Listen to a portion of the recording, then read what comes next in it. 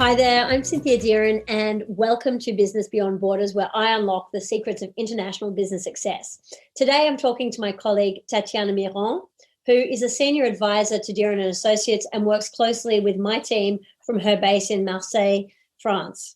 Tatiana is also the founder of Prime Target, which is a Dearin Associates partner firm. And Prime Target provides advisory, business intelligence services, and solutions for international development. Today, Tatiana and I are talking about how to go about choosing the right market to launch your company in and why data is so important in that process. Tatiana, welcome to the show.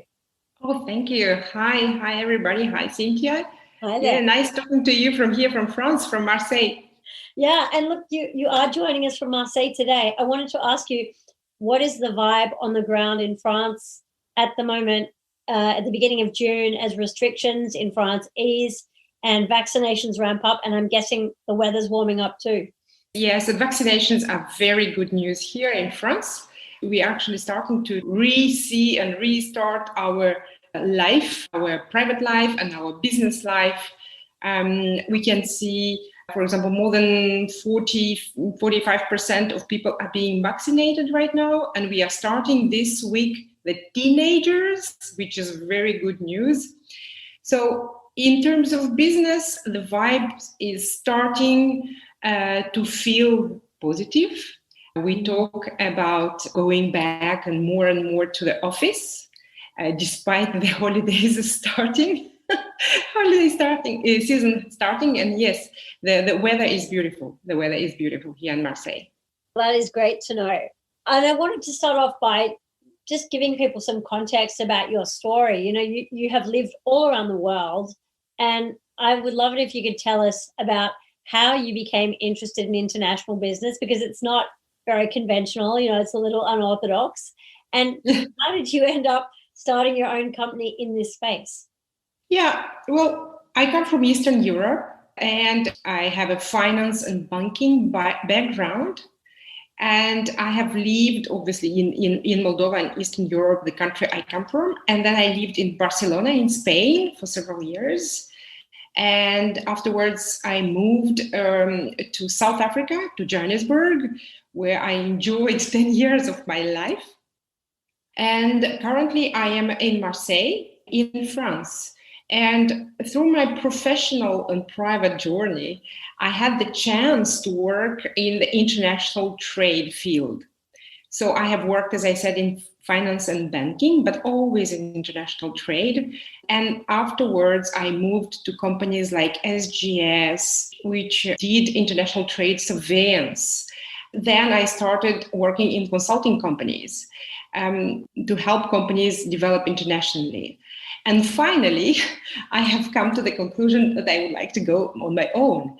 And I have decided to open my own consulting companies here in Marseille, in France, since 2018, and it goes very well. Fantastic.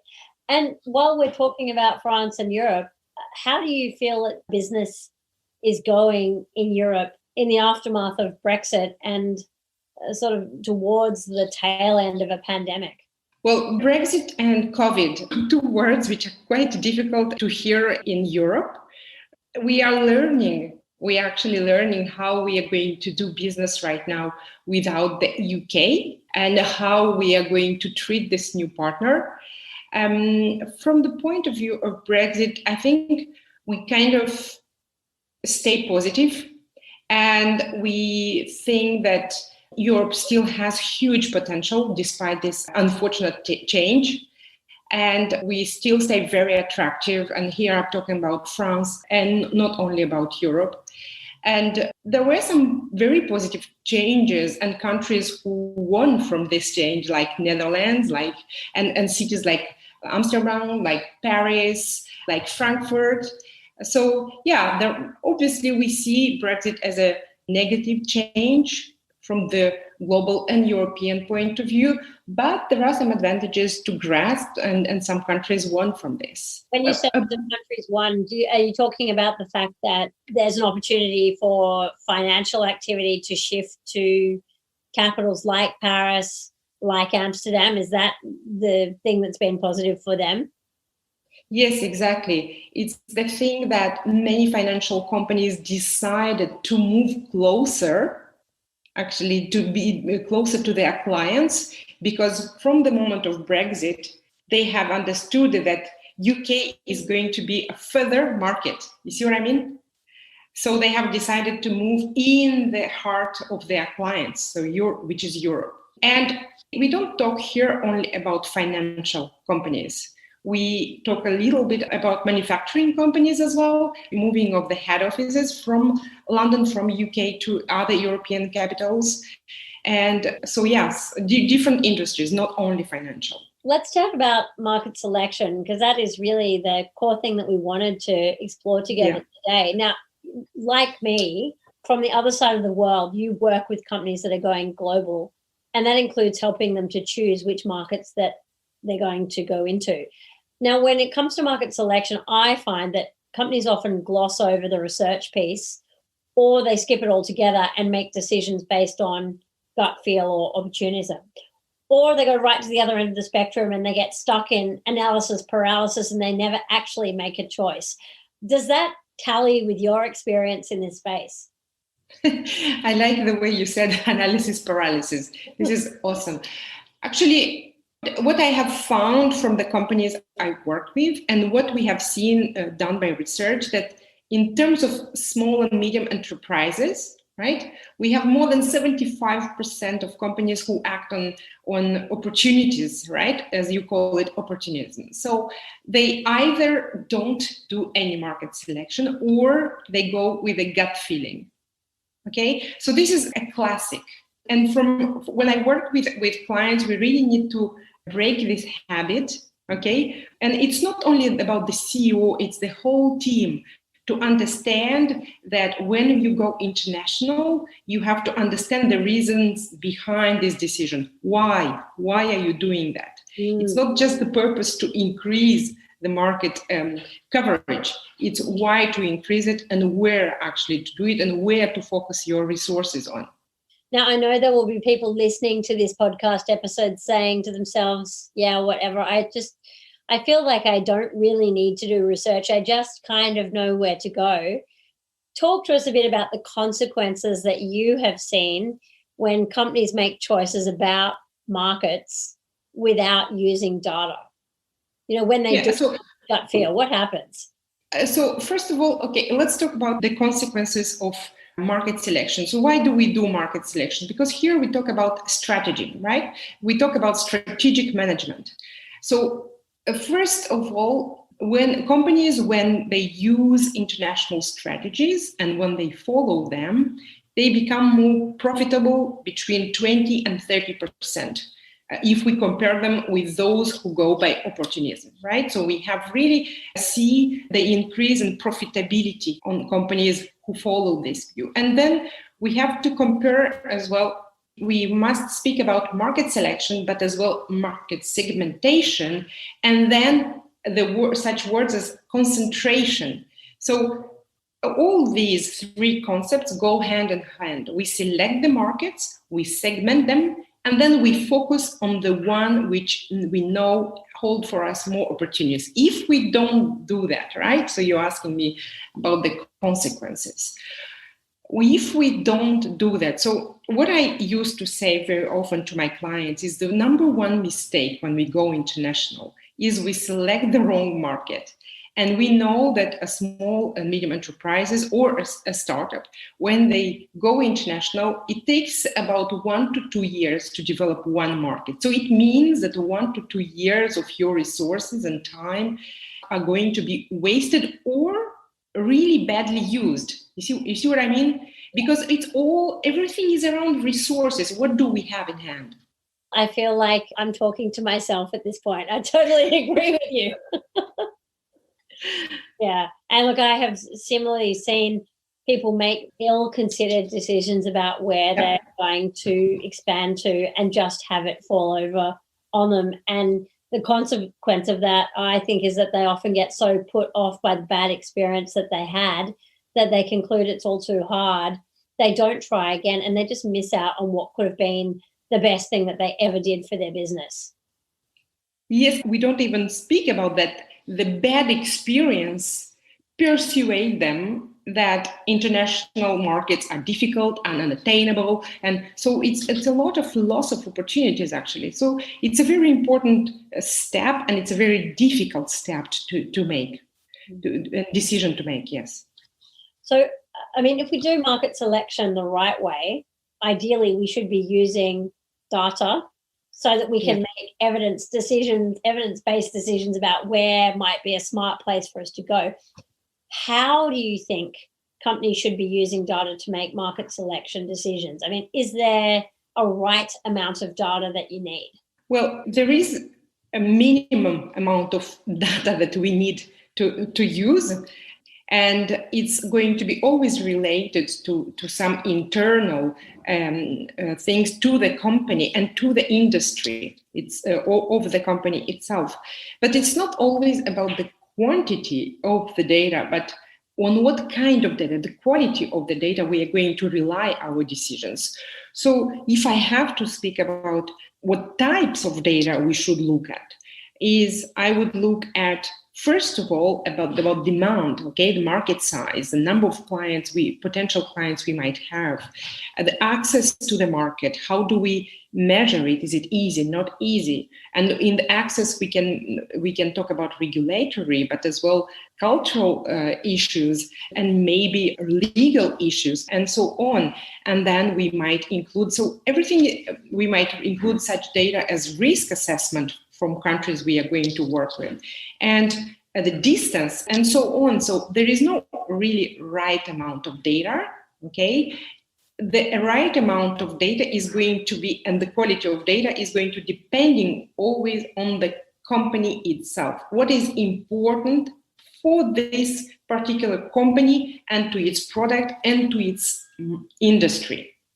Mm-hmm. So all this needs to be taken into consideration before we decide what kind of data we're going to use. Now, Prime Target, your company has developed a great market report tool where a small or medium enterprise can go in and get access to the kind of quality data that they would usually be paying tens of thousands or hundreds of thousands of dollars for.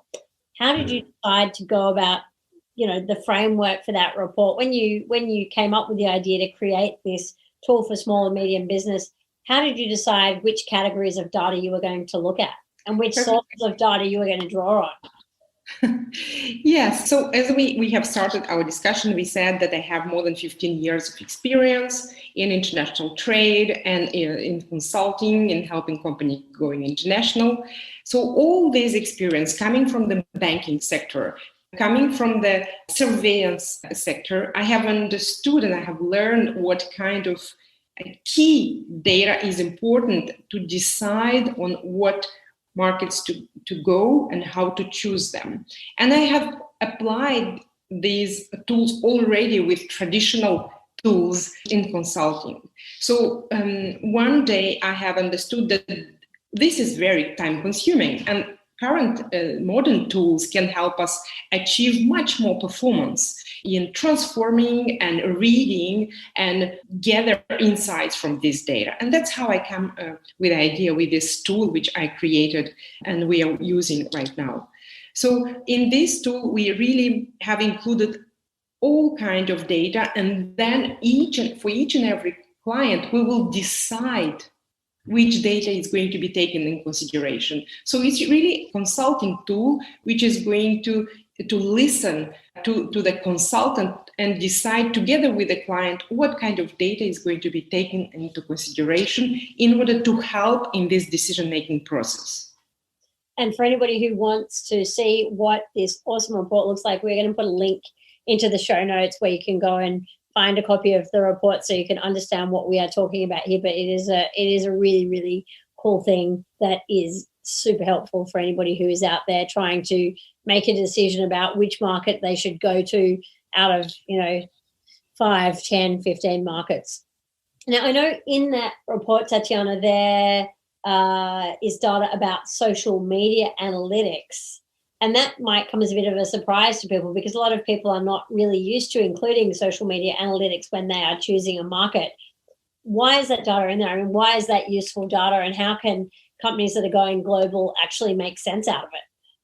Oh, this is so exciting with all the change that we can see right now with the big data and with the access which is opened to us to actually read live the markets, right? So why did I decide to include this why did we decide to include this in our reports?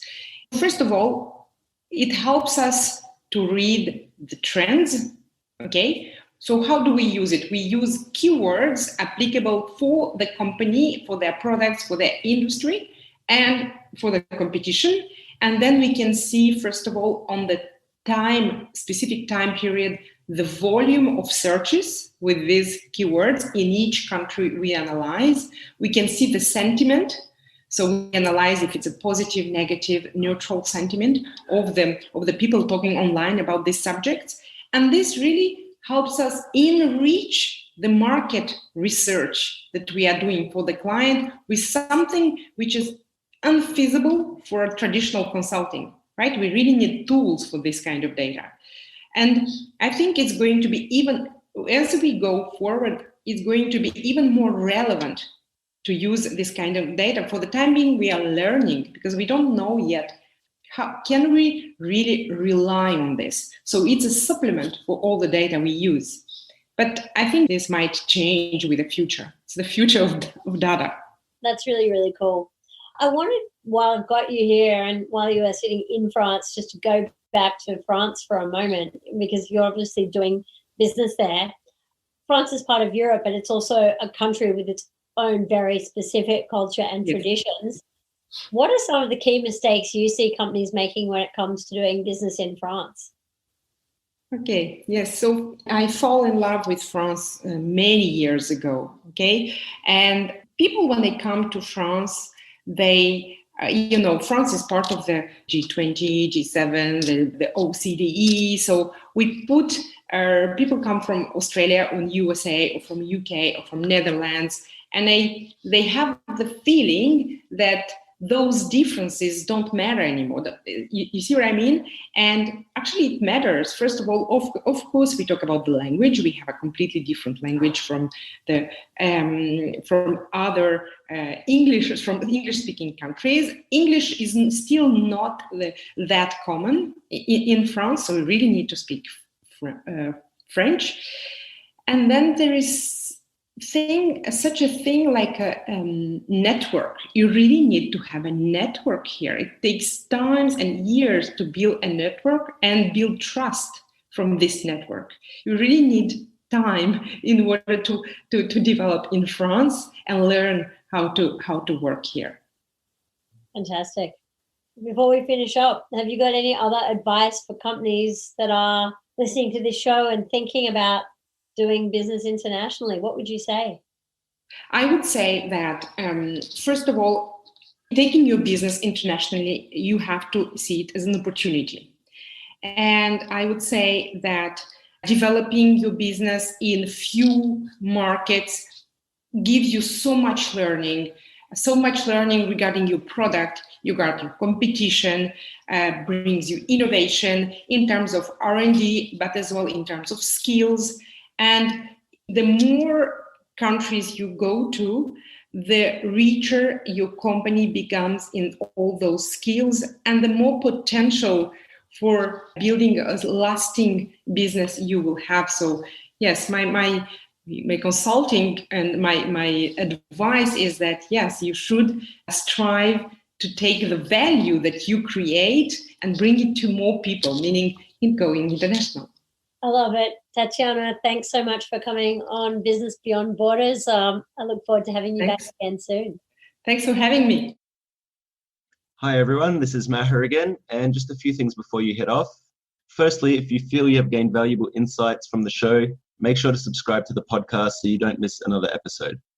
More importantly, don't forget to tell your fellow entrepreneur and business leader friends that this is the best podcast to tune into if they're looking to take on the world with their products and services. Also, if you are loving the podcast, please take the time to rate and review, as it's one of the best ways for us to get loads of free value into the hands of other entrepreneurs. And lastly, make sure to visit dearinassociates.com That's Dearin Associates.com, where we have plenty of free resources and tools for you to get clarity and build momentum with your international venture. If you go there, you'll find the blueprint to international success, ebooks, our latest blog posts, and more. So be sure to check it out. And until next time, this is me encouraging you to expand your vision and wishing you all the best as you continue your global journey.